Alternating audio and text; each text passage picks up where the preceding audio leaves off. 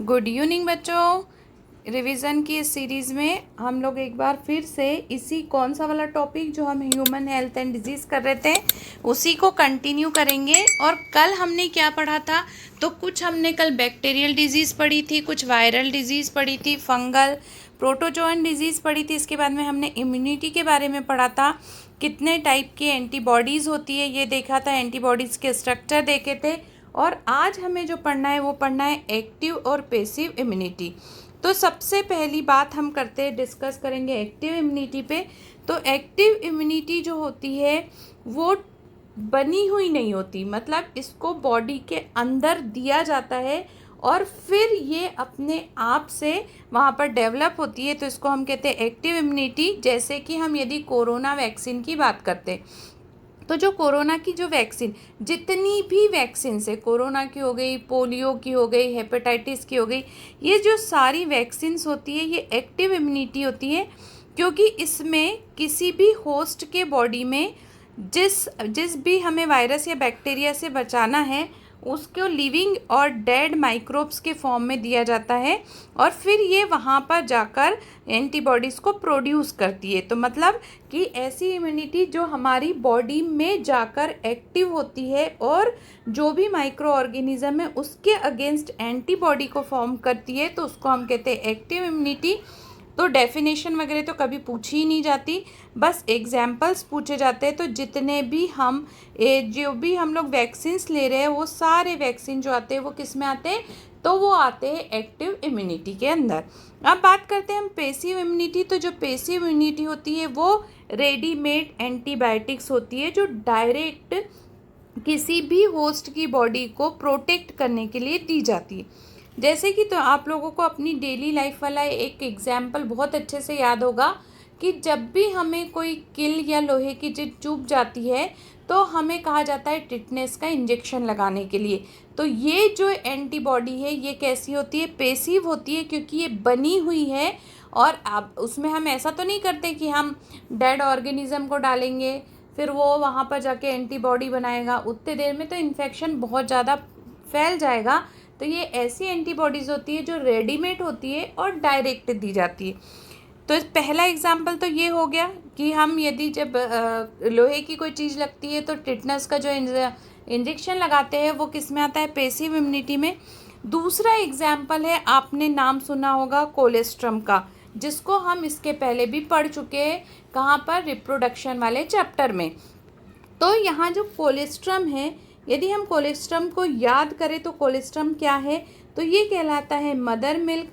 और ये कब? जब इनिशियल डेज, यानी जब लैक्टेशन की इनिशियल डेज होता है, फर्स्ट डे से लेके 5th डे तक जो मदर मिल्क सिक्रीट होता है उस मदर मिल्क को हम कोलेस्ट्रम कहते हैं। और इस कोलेस्ट्रम में जो एंटीबॉडी होती है AIgA, इस IgA एंटीबॉडी को हम कौन सी कहते हैं? Passive antibody. इसके बाद में एक एंटीबॉडी आपको याद होगी जो प्लेसेंटा क्रॉस करती है, जिसको हम क्या कहते हैं? IgG। याद आ रहा है? IgG जो एंटीबॉडी होती है ये प्लेसेंटा को क्रॉस करके जो फीटस होता है उसको दी जाती है मदर के थ्रू। तो फीटस को मदर के थ्रू दी जाने वाली जो एंटीबॉडी होती है वो भी कैसी होती है? तो ये पैसिव एंटीबॉडी होती है, क्योंकि ये डायरेक्ट दी जा रही है, ये बनी हुई एंटीबॉडी है इसलिए। अब एक और चीज़ याद करो, जो ये एक टिटनेस का एग्जाम्पल मैं आपको पढ़ा चुकी हूँ। और दूसरा स्नेक बाइट, जब हमें सांप काटता है तो एक इंजेक्शन दिया जाता है जिसको हम कहते हैं स्नेक वीनम। किसके नाम से जानते हैं? स्नेक वीनम के नाम से जानते हैं। तो ये एक प्रोटीन का इंजेक्शन होता है जो रेडीमेड एंटीबॉडीज़ के अंदर आता है और इसको हम कहते हैं पैसिव एंटीबॉडीज़। तो हमने पैसिव एंटीबॉडीज़ में किस किस के एग्जाम्पल पढ़े? सबसे पहला टिटनेस, उसके बाद में IgA IgG एंटीबॉडी, और दूसरा हमने पढ़ा स्नेक वीनम। तो ये सारे किस में आते हैं? तो ये पैसिव इम्यूनिटी में आते हैं। इसके बाद हम बात करते हैं ऑटो इम्यूनिटी मेमोरीज़ की। और इसी से ऑटो इम्यूनिटी मेमोरीज़ जो होती है उसकी वजह से एक डिज़ीज़ कॉज होती है जिसको हम कहते हैं ऑटो इम्यून डिज़ीज़। ठीक है, तो ये ऑटो इम्यून डिजीज़ होती क्या है? तो एक मेन चीज़ जो हाईलाइट करके हमारी NCERT में दी है, ये केबल और केबल जो हायर वर्टिब्रेट्स होते हैं उन्हीं में होती है। और ये किसके ऊपर बेस्ड होती है? तो ये बेस्ड होती है मेमोरी की बेस पर, और ये सेल्फ सेल जो होती है उसी को डैमेज करने लगती है। मतलब खुद की सेल को जब ये जो ये है खाने लगती है तो इसको हम क्या कहते हैं? Auto immune disease. और ऑटो इम्यून डिजीज़ का हमारे इसमें एक एग्जाम्पल दिया हुआ है जिसको मैंने हाईलाइट करके यहाँ लिखा है, रोमेटाइटिस अर्थराइटिस जो है वो कौन सी डिजीज़ है? Auto immune disease. बस यहाँ से इतना ही क्वेश्चन आता है, इसके अलावा आज तक कभी कोई क्वेश्चन यहाँ से पूछा ही नहीं है, बस एग्जाम्पल पूछता है वो। अब हम बात करते हैं इम्यून सिस्टम के बारे में। तो जो इम्यून सिस्टम होता है उसमें क्या होते हैं? लिम्फॉइड ऑर्गन्स होते हैं। और जो ये लिम्फॉइड ऑर्गन होते हैं ये कितने होते हैं? तो ये प्राइमरी लिम्फॉइड ऑर्गन होते हैं और सेकेंडरी लिम्फॉइड ऑर्गन होते हैं। तो इनका फंक्शन क्या होता है? तो इनका फंक्शन होता है जो फॉरेन एंटीजन्स आते हैं उनको आइडेंटिफाई करना और उनके अगेंस्ट रिस्पॉन्स करना। तो ये इम्यून सिस्टम का काम होता है। अब हम इम्यून सिस्टम में बात करते हैं प्राइमरी लिम्फॉइड ऑर्गन की। तो प्राइमरी लिम्फॉइड ऑर्गन में क्या क्या आता है? तो याद रखना कि प्राइमरी लिम्फॉइड ऑर्गन में आता है बोन मैरोज और थाइमस। तो ये जो बोन मैरो और थाइमस है ये किस में? प्राइमरी लिम्फॉइड ऑर्गन में। जो बोन मैरो है उसका फंक्शन क्या होता है? तो बोन मैरो का फंक्शन होता है प्रोटीन का सिंथेसिस करना। और ये प्रोटीन कौन सी होती है? तो ये प्रोटीन होती है हमारी WBC और RBCs। और जो थाइमस होता है उसका फंक्शन क्या होता है? तो जो भी प्रोटीन बन रही है, मीन्स जो भी एंटीबॉडीज़ हमारे बॉडी के अंदर बन रही है उसको यदि हमें मैच्योर करवाना है तो वो कौन करवाता है? कौन करता है? थाइमस। ये जो थाइमस है वो कहाँ पर प्रेजेंट होती है? तो ये हमारी जो वर्टिब्रल कॉलम जो हमारा ये रिब्स होते हैं उसके पास में, और मतलब हमारा जो ट्रेकिया होता है उसके थोड़े से ऊपर में ये प्रेजेंट होती है। और आपने एक चीज़ सुनी होगी कि जैसे जैसे एज बढ़ते जाती है वैसे वैसे हमारी इम्यूनिटी कम होते जाती है, क्योंकि थाइमस ग्लैंड का फंक्शन क्या होता है? जो भी एंटीबॉडीज़ हमारे बॉडी में बन रही है उसको मैच्योर करना। अब जब ये एंटीबॉडीज़ मैच्योर होगी नहीं तो हमारा जो इम्यून सिस्टम है वो वीक होने लगेगा। तो जैसे जैसे हमारी एज बढ़ते जाती है वैसे वैसे ये जो थाइमस है यानी थाइमस ग्लैंड जो है उसका साइज़ छोटा होते जाता है। और साइज़ छोटा होने की वजह से यहाँ पर मैच्योरेशन की जो रेट है वो कम हो जाती है, और इसकी वजह से जो एजेड पर्सन होते हैं उनका जो इम्यून सिस्टम है वो वीक होता है। इसके अलावा यहाँ से कोई क्वेश्चन आता नहीं है कभी। अब ये जो प्राइमरी हमने जो प्राइमरी पढ़े थे लिम्फॉइड ऑर्गन, उसके बाद में ये जब मैच्योर हो जाते हैं तो ये मैच्योर होकर हमें बनाकर देखते हैं सेकेंडरी लिम्फॉइड ऑर्गन। और सेकेंडरी लिम्फॉइड ऑर्गन में क्या क्या आता है? तो स्प्लीन आती है, लिम्फ नोड आते हैं, टॉन्सिल्स आते हैं, पेयर्स ऑफ पेचेस आते हैं जो स्मॉल इंटेस्टाइन में आते हैं, और अपेंडिक्स आता है। तो ये हमारे सेकेंडरी ऑर्गन्स होते हैं। अब हम बात करते हैं स्प्लीन की। तो ये क्या फंक्शन करता है? तो ये लार्ज शेप का ऑर्गन होता है। ये लिम्फोसाइट और फेगोसाइटोसिस है ना, इसके पास में लिम्फोसाइट्स और फेगोसाइटोसिस होता है, जिससे भी माइक्रो ऑर्गेनिज्म जब आता है तो सबसे पहले ये ही इसके ऊपर अटैक करता है, यानी माइक्रो ऑर्गेनिज्म को ट्रैप करने का इसका फंक्शन होता है। इसके बाद में जो लिम्फ नोड्स होते हैं, ये लिम्फ नोड्स कहाँ लोकेटेड होते हैं? तो ये सॉलिड एक स्ट्रक्चर होता है जो लिम्फाइड सिस्टम के पास में लोकेटेड होता है, और इसका फंक्शन भी क्या होता है? माइक्रो ऑर्गेनिज्म और अदर जो एंटीजेंस होते हैं उसको क्या करना? ट्रैप करना। और ट्रैप करने के बाद में जो फ्लूइड होता है वहाँ पर ले जाकर इसको किल कर देना। एंटीजन ट्रैप करने के बाद में जो लिम्फॉइड ऑर्गन होते हैं वो क्या करते हैं? वो लिम्फॉइड जो है इम्यून रिस्पॉन्स को एक्टिव करते हैं, और जैसे ही इम्यून जो रिस्पॉन्स है वो एक्टिव होता है वैसी ही यहाँ पर एंटीबॉडीज़ का जो फॉर्मेशन है वो हो जाता है। तो ये हमारे थे लिम्फॉइड ऑर्गन। इसके बाद में हम बात करते हैं एड्स के बारे में। एड्स के बारे में इसमें हमें डिटेल में पढ़ना है, और एड्स के बारे में यहाँ से बहुत सारे क्वेश्चंस आते हैं। तो सबसे पहली बात ये बताइए, कल हम इसके बारे में पढ़ चुके थे कि जो एड्स है वो कौन सी डिजीज़ है, वायरल है, बैक्टीरियल है, फंगल है या प्रोटोजोअन।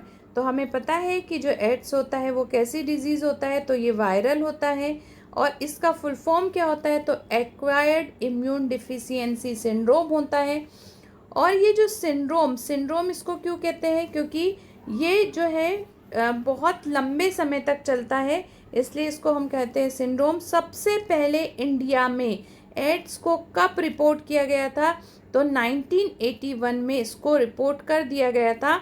और ये जो है हमारे यहाँ पर 25 मिलियंस जो पर्सन होते हैं जनरली, वो किसकी वजह से उनकी डेथ होती है, तो एड्स की वजह से। अब जो एड्स में वायरस होता है वो कौन सा वायरस होता है, तो उसको हम कहते हैं HIV वायरस, और इसका फुल फॉर्म होता है ह्यूमन इम्यूनो डिफिशियंसी वायरस। और ये जो वायरस होता है ये किस कैटेगरी में आता है, तो ये रेट्रो वायरस की कैटेगरी में आता है। और मोस्ट इम्पॉर्टेंट जिसको आपको हाईलाइट करना है, इसका जो जेनेटिक मटेरियल है वो क्या है, तो इसका जो जेनेटिक मटेरियल होता है वो RNA जीनोम होता है। ठीक है, तो HIV वायरस है, इसका जीनोम जो है वो RNA जीनोम है। अब ये ट्रांसमिशन इसका कैसा हो रहा है, मतलब HIV का इन्फेक्शन कैसे होता है, तो सेक्सुअल कांटेक्ट से होता है। जो इन्फेक्टेड पर्सन है उसके साथ सेक्सुअल कांटेक्ट की वजह से होता है। By transfusion of contaminated blood and blood products के, यानी जो हम ट्रांसफ्यूज़न करते हैं, ब्लड ट्रांसफ्यूज़न जो करते हैं, यदि किसी इन्फेक्टेड पर्सन का ब्लड यदि हम ट्रांसफ्यूज़न करते हैं तो उसके थ्रू हो सकता है। शेयरिंग करने से, किससे, इन्फेक्टेड नीडल्स को शेयर करने से, या कुछ ऐसे लोग होते हैं जो ड्रग्स का यूज़ करते हैं, तो बार बार एक ही नीडल को यूज़ करने से हो सकता है कोई पर्सन उसमें HIV पॉजिटिव हो, तो यहाँ से भी ये ट्रांसमिट हो सकता है। और यदि कोई मदर इन्फेक्टेड है, यानी किसी मदर को HIV हुआ है, तो उससे उसके बच्चे में प्लेसेंटा के थ्रू ये ट्रांसमिट हो सकता है। तो ये ट्रांसमिशन है कि किस किस से ये इन्फेक्शन हो सकता है। अब हमें देखना है जो एड्स है उसकी लाइफ साइकिल ह्यूमन बॉडी में ये किस तरह से हमारे बॉडी पर अटैक करता है।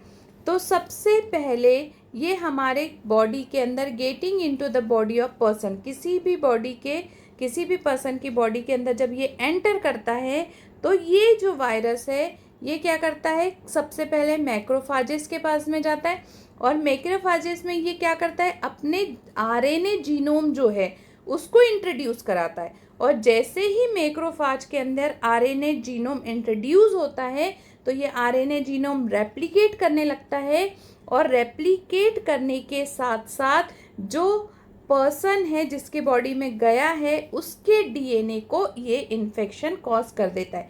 अब देखो क्या होगा, जो पर्सन है, जो होस्ट है, उसका जो DNA है, उस DNA के अंदर किसका जीनोम चला गया, HIV का जीनोम चला गया। अब इसका DNA, इसकी जो सेल है वो जैसे जैसे डिवाइड करते रहेगी, वैसे वैसे ये जो जीनोम है ये भी इसके साथ डिवाइड करेगा और पूरी बॉडी में इसका इन्फेक्शन पहुंच जाएगा। आप देखो ये NCERT की line, the viral DNA gets incorporated into host cell DNA and direct the infected cells to produce viral particles. तो वही मैंने बात जो आपको बताई कि इसने अब इन्फेक्टेड DNA बना दिया है। ये जो इन्फेक्टेड DNA है वो होस्ट के DNA को इन्फेक्शन कॉज करेगा, और फिर यहाँ से सेल जब भी डिवाइड करेगी तो जो नया DNA बनेगा वो वायरल इन्फेक्टेड DNA ही बनेगा। और जो मैक्रोफाजेस है उसको हम क्या कहते हैं, तो उसको HIV फैक्ट्री के नाम से जाना जाता है। मैक्रोफाजेस को HIV फैक्ट्री के नाम से क्यों जाना जाता है, क्योंकि ये ही सबसे पहले वायरस के जीनोम को लेकर इसको मल्टीप्लाई करती है, और मल्टीप्लाई करने के बाद में इन्फेक्टेड DNA का फॉर्मेशन करती है।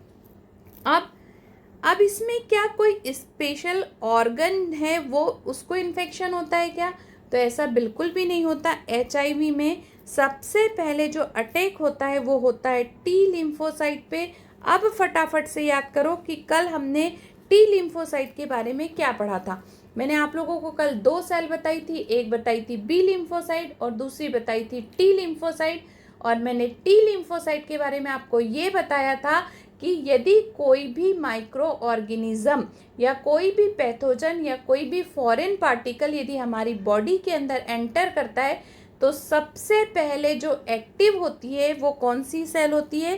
T lymphocyte. और ये टी लिम्फोसाइट ही किसको मैसेज पहुंचाती है? बी लिम्फोसाइट को। किस चीज़ के लिए मैसेज पहुंचाती है? कि आपको जो भी एंटीजन आया है उसके अगेंस्ट एंटीबॉडी का फॉर्मेशन करना है। तो देखो ये एड्स का वायरस कितना एक्टिव और कितना समझदार है कि ये सबसे पहले किसको इन्फेक्शन कॉज कर दिया इसने? T lymphocyte. अब जब टी लिम्फोसाइट ही डैमेज हो जाएगी तो सिंपल सी बात है कि ये बी लिम्फोसाइट को तो मैसेज पहुंचा ही नहीं पाएगी, और जब ये बी लिम्फोसाइट को मैसेज नहीं पहुंचा पाएगी तो यहाँ पर एंटीबॉडीज नहीं बनेगी और उस पर्सन की बॉडी में जो भी माइक्रो ऑर्गेनिज्म जाएगा, चाहे वो बैक्टीरिया हो, चाहे वो वायरस हो, चाहे वो प्रोटोजोवन हो, वो सारे के सारे अपना इन्फेक्शन कॉज करेंगे। तो इसका कोई पर्टिकुलर सिम्टम नहीं होता है, इसका सिम्टम बस यही होते हैं कि ऐसे पर्सन जिसको एड्स है उसकी बॉडी में हर प्रकार का इन्फेक्शन जल्दी जल्दी हो जाता है। उसको टाइफाइड हो जाएगा बार बार, उसको ट्यूबरकुलोसिस हो जाएगी बार बार, उसको जो इंटेस्टाइनल ट्रैक है उसमें प्रॉब्लम हो जाएगी, उसको यूरिनरी ट्रैक है उसमें प्रॉब्लम हो जाएगी। तो पर्टिकुलर कोई एक सिम्टम इसका नहीं होता। ठीक है, अब इसमें होता क्या है? तो जैसे बार बार फीवर आ जाना, डायरिया हो जाना, वेट लॉस होना, चिड़चिड़ापन होना, स्ट्रेस होना, ये सारे सिम्टम्स इसके इसमें दिखाई देते हैं।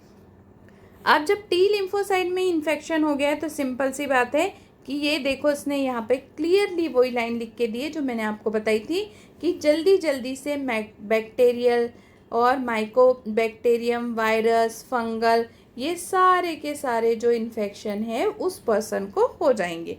तो इससे होगा क्या? तो इससे जो भी पर्सन है उसका इम्यून सिस्टम जो है वो डैमेज हो जाएगा। तो बस एड्स में यही होता है कि पर्सन की टी लिम्फोसाइट डैमेज होती है और टी लिम्फोसाइट डैमेज होने की वजह से उसका जो इम्यून सिस्टम है वो वीक हो जाता है और इसको बार बार हर किसी भी पैथोजन का इन्फेक्शन हो जाता है। ये आपकी NCERT का डायग्राम है और NCERT के डायग्राम में सबसे पहले आपको यहाँ पर ये जो दिख रहा है जीनोम, ये रेट्रोवायरस मतलब वायरस का जीनोम है जो RNA है, मैंने अभी बताया था। ये सबसे पहले किसके ऊपर अटैक कर रहा है? तो माइक्रोफाज के। माइक्रोफाज पे जब ये अटैक करता है तो इसके DNA में ये मल्टीप्लाई करता है और ये जो इन्फेक्टेड वाला जो हमारा DNA है वो किसके अंदर एंटर करेगा? वो नॉर्मल DNA के अंदर एंटर करेगा। ये हमारा नॉर्मल DNA है, इस नॉर्मल DNA के अंदर ये एंटर करके इसकी मल्टीपल कॉपीज़ बनाएगा। और देखो यहाँ पर कितने सारे HIV वायरस हमारी बॉडी के अंदर आ गए। तो ये डायग्राम कभी भी नहीं पूछा गया आज तक, तो ये पूछा नहीं जाता है, बस आप अपने नॉलेज के लिए याद रखो कि ये होता है। इसके बाद में जो एड्स है उसको श्योर करने के लिए कि हाँ एड्स ही है, उसके लिए कौन सा टेस्ट कराया जाता है? तो उसको कहते हैं एलाइजा। और एलाइजा का जो फुल फॉर्म होता है वो क्या होता है? एंजाइम लिंक्ड इम्यूनोसॉर्बेंट एसे। ये जरूर याद कर लेना क्योंकि ये बहुत बार पूछा हुआ क्वेश्चन है, बार बार ये क्वेश्चन यहाँ से रिपीट होता है। क्या इसका कोई पर्टिकुलर ट्रीटमेंट है क्या? तो बिल्कुल भी नहीं है, इसका कोई पर्टिकुलर ट्रीटमेंट नहीं है। बस आप एंटी रेट्रोवायरल ड्रग्स को दे सकते हैं पेशेंट को, और उसको जो भी सिम्टम्स आ रहे हैं, जैसे उसको डायरिया हो रहा है तो उसके लिए आप मेडिसिन दे सकते हो, यदि उसको फीवर आ रहा है तो उसके लिए मेडिसिन दे सकते हो, यदि उसको हेडेक है तो उसके लिए। लेकिन इसके लिए आज तक कोई भी पर्टिकुलर मेडिसिन नहीं बनी है। अब हम इसको प्रिवेंट कैसे कर सकते हैं? तो प्रिवेंट करने के लिए इसमें जो infected HIV infection more often spread due to the behaviour of जो पार्टनर्स होता है, यानी कि ये है कि बार बार जो मतलब बहुत ज़्यादा पार्टनर्स के साथ में सेक्सुअल रिलेशनशिप है उसको नहीं करना चाहिए। प्लस यदि कोई मदर इन्फेक्टेड है तो उसको पहले अपनी जांच करा लेनी चाहिए, नहीं तो न्यूबॉर्न बेबी में चला जाएगा मदर के थ्रू। और इसी के साथ साथ में जो प्रोटेक्शंस है उसको यूज़ करना चाहिए। तो एड्स के बारे में जो नॉलेज है उसको फैलाने के लिए हमारे यहाँ पे गवर्नमेंट ने क्या किया, तो ऑर्गेनाइजेशन बना लिए। तो इस ऑर्गेनाइजेशन का नाम क्या है, नेशनल एड्स कंट्रोल ऑर्गेनाइजेशन, जिसको हम नाको के नाम से जानते हैं। तो ये तो गवर्नमेंट ऑर्गेनाइजेशन है, लेकिन बहुत सारे एनजीओज जो होते हैं, नॉन गवर्नमेंटल ऑर्गेनाइजेशन, ये भी एड्स पर जो भी मतलब कम्युनिटी है उसको एजुकेट करते हैं, जा जाकर बार बार ये बताते हैं कि आपको किस तरह से प्रोटेक्शन लेना है। और अभी यहाँ कभी भी आप हॉस्पिटल में जाए तो एक ही नीडल का बार बार यूज़ ना करें, जो नीडल यूज़ कर चुकी है उसको आपको डिस्ट्रॉय करवाना है अपने सामने। अब WHO ने क्या किया है, तो बहुत सारे प्रोग्राम्स चलाए हैं जो इन्फेक्शन है उससे बचाने के लिए। तो आपको यहाँ से क्या याद रखना है, नाको को याद रखना है, नेशनल एड्स कंट्रोल ऑर्गेनाइजेशन। ये नॉन गवर्नमेंट है या गवर्नमेंट है, तो ये गवर्नमेंट ऑर्गेनाइजेशन है। तो ये हमने बात कर ली एड्स के ऊपर। अब हम बात करते हैं कैंसर के ऊपर। सबसे पहला क्वेश्चन, आप मुझे ये बताओ कि मैंने कल आप लोगों को 2 डिजीज़ बताई थी, एक होती है इन्फेक्शियस और एक होती है नॉन इन्फेक्शियस। तो एड्स किस में आता है, इन्फेक्शियस या नॉन इन्फेक्शियस? तो आप लोग ये मैसेज ज़रूर करना। तो जब हम एड्स की बात करते हैं तो वो आता है इन्फेक्शियस में, और जो कैंसर है वो आता है नॉन इन्फेक्शियस में। ये कल हमने दोनों एग्जाम्पल स्टार्टिंग में पढ़े हुए थे, ठीक है।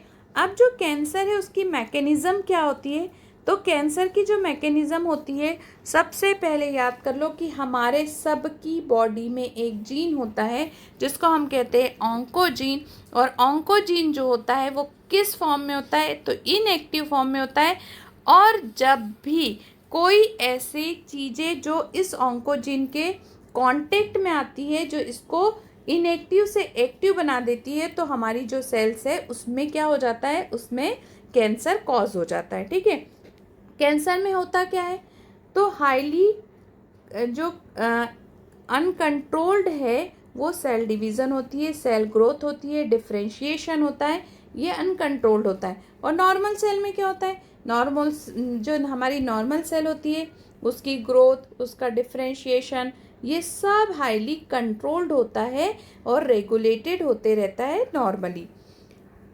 आप देखो कैंसर सेल में एक मोस्ट इम्पॉर्टेंट चीज़ जो हमें बार बार क्वेश्चन पूछा गया है, ये पूरा पैराग्राफ मैं आपको यहाँ पर बताऊंगी क्योंकि यहीं से क्वेश्चन आता है। In cancer cell there is break down of this regulatory mechanism. इसको अंडरलाइन कर लो, ब्रेक डाउन हो गई। कौन सी मैकेनिज्म ब्रेक डाउन हो गई, कंट्रोल करने की। किसको कंट्रोल करने की, सेल ग्रोथ को कंट्रोल करने की और डिफरेंशिएशन को कंट्रोल करने की। जो नॉर्मल सेल होती है उसके पास में क्या होती है, प्रॉपर्टी होती है किसकी, उसको कहते हैं कांटेक्ट इनहिबिशन। कांटेक्ट इनहिबिशन का मतलब होता है कि बाजू वाली सेल के साथ में हमें कोई कांटेक्ट नहीं रखना है, हम उतना ही सेल डिवीज़न करेंगे जितने की ज़रूरत है। बट जो कैंसर सेल होती है उसमें सेल इनहिबिटिन की जो कैपेसिटी होती है वो ख़त्म हो जाती है, और ये अपनी सेल के साथ साथ में जो दूसरे की सेल होती है, यानी जो दूसरी सेल होती है उसमें भी कंटिन्यूस सेल ग्रोथ को स्टार्ट कर देता है, ठीक है। तो क्वेश्चन क्या आता है, क्वेश्चन ये आता है कि नॉर्मल सेल में क्या होता है। तो नॉर्मल सेल में याद रखना आपको इनहिबिट यानी कांटेक्ट इनहिबिशन होता है, कांटेक्ट इनहिबिशन होता है, और जो कैंसर सेल है उसमें कांटेक्ट इनहिबिशन नहीं होता है। तो ये दोनों चीज़ें आपको याद रखना है। अब जो क्या ये डायरेक्ट कैंसर में कन्वर्ट हो जाता है, तो बिल्कुल नहीं। सबसे पहले ये जो है ये किस में कन्वर्ट होता है, ये होता है ट्यूमर में, और ट्यूमर के बाद में फिर ये किस में कन्वर्ट होता है, कैंसर में। तो क्वेश्चन आता है कि कौन सी ऐसी सेल्स है जिसको नहीं, ऐसा कौन सा सेल ऑफ मास है जिसको हम अपनी बॉडी से रिड्यूस करने के बाद में कैंसर से बच सकते हैं, तो वो होता है ट्यूमर। ट्यूमर को यदि हमने अपनी बॉडी से बाहर निकाल दिया तो हम कैंसर से बच सकते हैं। कैंसर कितने टाइप के होते हैं, तो 2 टाइप के होते हैं, एक होता है बिगनिंग और एक होता है मैलिग्नेटेड। इसमें क्या होता है, सबसे फर्स्ट वाले में ये जिस ऑर्गन पे इसने इन्फेक्शन कॉज किया है, जिस सेल को इसने या बॉडी के जिस भी पार्ट को इसमें यहाँ पर सेल डिवीज़न कराए है ये केवल वहीं पर रहता है। इसके अलावा जो दूसरी सेल्स है वहाँ पर ये कभी भी जो है स्प्रेड नहीं होता। और ये जो सेल होती है ये ट्यूमर सेल होती है और इसको हम अपने बॉडी से रिमूव करवा सकते हैं। लेकिन जो मैलिग्नेटेड कैंसर होता है वो मैलिग्नेटेड कैंसर ऐसा होता है जो स्प्रेड होता है one organ to another organ. और इसको मतलब इसके लिए भी सर्जरी वगैरह तो अभी बहुत सारी चीज़ें हो चुकी है, लेकिन फिर भी इससे बचने के लिए थोड़ी सी हमें दिक्कत हो सकती है। तो जो मैलिग्नेटेड ट्यूमर है उसमें किसकी कैपेसिटी होती है, ये वाली लाइन को आप अंडरलाइन कर लेना, इसमें होती है metastasis, property called metastasis. Metastasis का मतलब होता है ऐसा ट्यूमर जो अपनी सेल के साथ साथ दूसरी सेल को भी इन्फेक्शन कॉज करता है। इनकी प्रॉपर्टी क्या है, तो ये कॉज ऑफ कैंसर यानी मैलिग्नेटेड ट्यूमर की प्रॉपर्टी बता रही हूँ मैं। मैलिग्नेटेड जो ट्यूमर है उसकी जो प्रॉपर्टी है वो होता है कॉजेज ऑफ, यानी कैंसर को कॉज करता है। ठीक है, इसके बाद में ये नॉर्मल सेल जो होती है उसको कैंसरस सेल में कन्वर्ट कर देता है। जो एजेंट होते हैं इसके, इनको हम कार्निकोजेंस कहते हैं। और यही जैसे इसमें क्या क्या आ सकते हैं, तो एक्सरे आ सकता है, यूवी आ सकता है, जो हमारे किसको डैमेज कर देता है, डीएनए को। और जब डीएनए को डैमेज करेगा तो सिंपल सी बात है कि जो डिवीज़न है वो बहुत ज़्यादा फास्ट होने लगेगा। तो कैंसर से कैसा बचा जाना चाहिए, तो कैंसर से ड्रग्स वगैरह जो है वो नहीं लिया जाना चाहिए। क्या इसके लिए कोई ट्रीटमेंट है, यस बिल्कुल है। आप सर्जरी भी करवा सकते हो, रेडियोथेरेपी भी करवा सकते हैं और इम्यूनोथेरेपी भी इसमें आप करा सकते हो। और कुछ ड्रग्स भी है जो इसमें हम यूज़ कर सकते हैं। तो ये हमने किसके बारे में डिस्कस किया, ये हमने कैंसर, एड्स, एक्टिव और पैसिव इम्यूनिटी। अब इस चैप्टर में केवल और केवल 10 मिनट या 15 मिनट का लेक्चर बचा हुआ है ड्रग्स के बारे में। इस ड्रग्स के चैप्टर को कंप्लीट करने के बाद में हम कल ही नया चैप्टर भी स्टार्ट करेंगे।